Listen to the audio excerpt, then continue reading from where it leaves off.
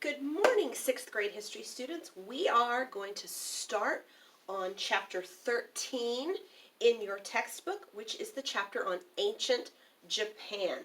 Now, once again, we are studying something that I was not very familiar with until I started teaching school, and I got to read a little bit more and learn a little bit more about Japanese history, and it is absolutely fascinating. There are some videos, some crash course videos on Japan, but they're not, they don't cover the earliest history, and some of it may be a little bit inappropriate for your age. And so I recommend, if you want to watch those, that you have your parents watch them first to make sure that they are appropriate for you. But anything you learn about ancient Japan is just going to be very interesting. I also want to say that I am not very skilled at pronouncing things in the different Asian languages, and so I may get these pronunciations wrong, but I'm going to do my best. So let's start. In your book, we're on page 344, and in your student activities manual, we're on page 189. So let's talk about Japan. Where is Japan? Japan is located off the northeastern coast of Asia. If you look on page 347 in your book, you will see a map of Japan, and you will see that Japan is very close to Russia, China, North Korea, and South Korea, as those countries are now. You will also notice that Japan is an island, or actually several islands, okay? The civilization of Japan is really interesting because Japan has become a world power. You know, we all know that. Everybody knows what a Toyota is. Everybody knows Nintendo, right? We have all of this technology that has come out of Japan, and Japan is a world economic power, for sure. The name Japan comes from a Chinese phrase, which is kind of interesting. The Chinese phrase is Xi Pen, which I have written here, Xi Pen, I believe it's how that's pronounced, and it means origin of the sun, is what it means, which is kind of, it's appropriate if you think, because Japan is to the east of China, and so the sun comes up over Japan before it hits China, and so it kind of makes sense. Japan is what is called an archipelago. An archipelago. It's a series of islands, and those islands are Hokkaido, Honshu, Shikoku, and Kyushu. Japan, for many, many centuries, was isolated from the rest of the world because it was an island, and for centuries, it was hard for people to get places. And so the Sea of Japan and the Northern Pacific Ocean, as well as the East China Sea, all kept Japan isolated from the rest of the world. We don't know a lot about very early Japanese history. The Japanese people, like much of the rest of the people in the world, did not keep records during the very earliest parts of their civilization. Very much like the ancient Greeks and the ancient Romans that we've already studied about, the Japanese would pass their history down through legends and through myths. And these legends and these myths, these stories, really helped shape Japan's culture. One of the myths, and if you enjoy reading myths, Japanese myths are really fascinating. One of the myths, of course, tells how life began, because every culture has a story about how they believe life began.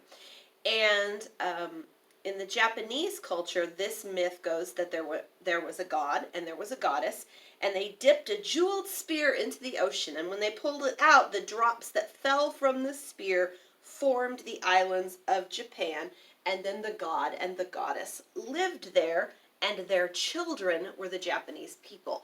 And there are still people today that believe that they are descendants of the gods in Japan. Now, the earliest settlers of Japan probably came from northeastern Asia. Archaeologists have found pieces of pottery that might have been made by these early settlers, so very early pottery. Most of this pottery has a design, a rope design, and so some archaeologists have named these people the Jomon people, which means cord pattern, because of the pattern that they made their pottery with. These people were probably hunters, fishermen, and gatherers. Hunter-gatherers are people who hunt, but they also gather plants that grow naturally. They don't farm them on purpose. So they were probably hunters, gatherers, and fishermen. There was another group of immigrants that came to Japan, and they mingled in with the Jomon. Archaeologists named these people the Yayoi people. Some historians believe that the Yayoi people are the the ancestors of today's Japanese people. Now, just like every other civilization in ancient history, the people founded cities and villages, but those villages and cities, of course, were founded along fresh water. The Yayoi, sorry, I'm trying to say these right, are the ones that historians believe introduced the concept of farming to Japan, and they used a form of irrigation to grow rice there. The Yayoi left artifacts behind, pottery wheel, different kinds of metal work, which show that they were people that had the ability for advanced craftsmanship.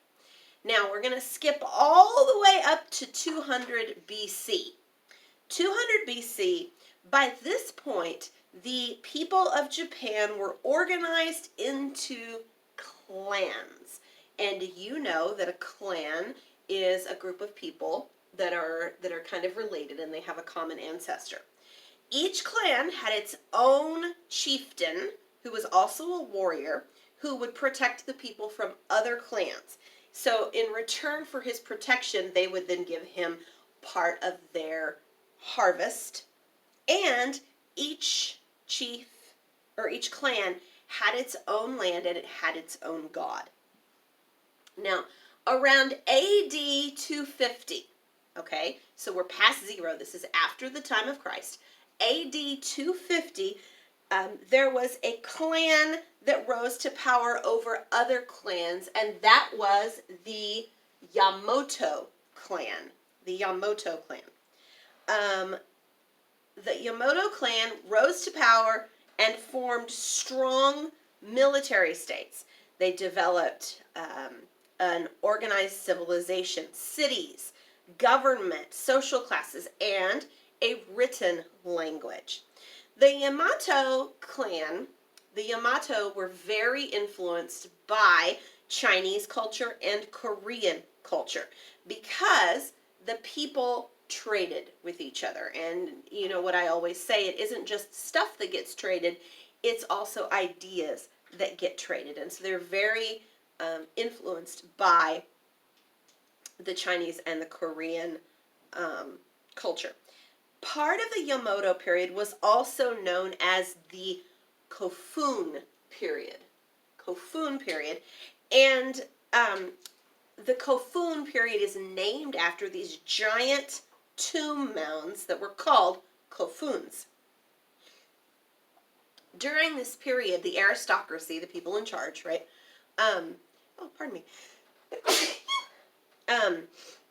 Built these things to show their wealth, much like the pharaohs did.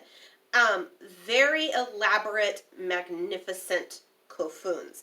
You can see on page 345 in your book, you can see an aerial view. So this is a picture that's taken from a plane high up, looking at the ground, an aerial view of a kofun. They were circular, square, or keyhole shaped. The one in your book that you can see is keyhole shaped.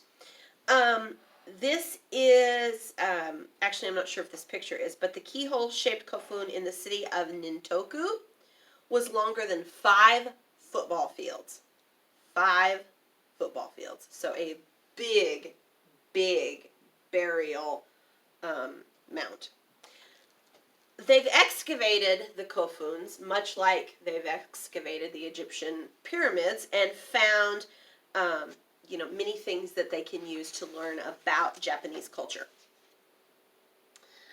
The Yamato clan eventually would choose one man to be their emperor. Now, when we talk about an emperor, we're talking about like a king. The word we use to talk about that is imperial, okay? So the imperial rule of Japan, they had an emperor, and what they claimed that their emperor was a descendant of Jimmu Tenno. Jimmu Tenno. According to legend, this man was the first emperor and was a descendant of the sun goddess, whose name I'm going to take a stab at, Amaterasu. Amaterasu, I think. If anybody happens to be watching this who happens to know Japan better than Japanese better than I do, which is basically anybody, I think, please feel free to correct me in the comments. The Yamato clan, because they were able to claim a relationship with Jimmu Tenno, they gained the loyalty of other clans. So, the ruling family, also known as the imperial family of Japan, came from the Yamato clan. It was the only imperial family throughout Japan's history. All the emperors also continued to claim that Jimmu Tenno was their ancestor. The Japanese admired Chinese achievements during this time period. Now, Japan and China have not always had a good relationship. If you were to go to the YouTube channel for Geography Now, you could watch the videos on China and on Japan, and you would find some more information about their relationship. But China and Japan have not always had a good relationship. But at this time, the Japanese admired many of the Chinese achievements. One of those achievements was a strong system of government. The Japanese wanted a strong system of government, and the Chinese had that at the time. They wanted progress in their own land. There was a ruler in Japan whose name was Prince Shotoku. Prince Shotoku, who developed a constitution that would then become the basis for the imperial government of Japan. And he was very interested in the way the Chinese did things, and he encouraged his people to accept the Chinese religion and the Chinese way of life. If you look on page 346 in your book, you can see a photograph of a statue of Prince Shotoku. He lived from 574 to 622 AD, so he didn't have a terribly long life. But he was educated in Buddhism and in Confucianism, and those really influenced him a lot when he was Prince of Japan. In fact, he sent representatives to China to learn from the Chinese civilization. As I said before, he developed the Constitution, which was the basis for the imperial government, and that's what he remains famous for to this day. And so I want you now to look at page 347, which is the map of Japan. And I want you to take a minute and I want you to see that Japan has over 6,800 islands in the Pacific Ocean. Now you can see on the map that there are 4 large islands, 4 main islands, but then there are thousands of little tiny, tiny small islands surrounding those larger islands. Japan doesn't have a lot of its own natural resources. There's not a lot of farmland. Japan is very mountainous. And so that's going to come into play as we continue to study the history of Japan. And I hope that you'll find it as interesting as I do.